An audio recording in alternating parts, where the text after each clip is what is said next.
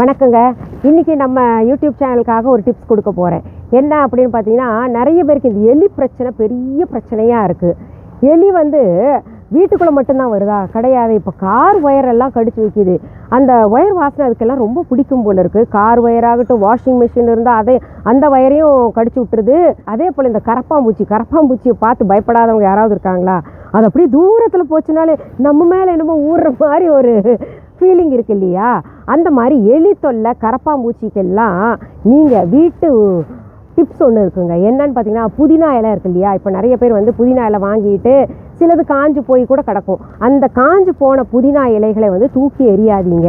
இல்லை, இதுக்குன்னே புதினா கட்டு ஒன்று வாங்குங்க. வாங்கிட்டு அந்த புதினா இலைகளை காய வச்சு அங்கங்கே எங்கே எலி தொல்லை அதிகமாக இருக்கோ, எங்கே கரப்பாம்பூச்சி தொல்லை அதிகமாக இருக்கோ அங்கே போட்டு வைங்க.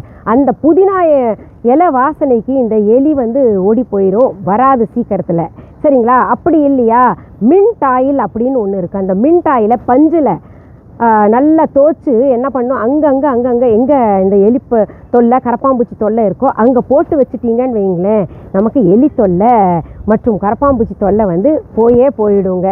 அதை பார்த்திங்கன்னா, நமக்கு இந்த ஜந்துக்கள் இருக்கு இல்லையா, பல்லி, இது போன்ற இதெல்லாம் கூட அந்த வாசனைக்கு வராது. சரிங்களா? இந்த டிப்ஸ் பார்த்திங்கன்னா உங்களுக்கு கட்டாயம் பயனுள்ள டிப்ஸாக இருக்கும். நீங்கள் இதை செஞ்சு பாருங்களேன். செய்துட்டு கமெண்ட் பண்ணுங்கள். சரிங்களா?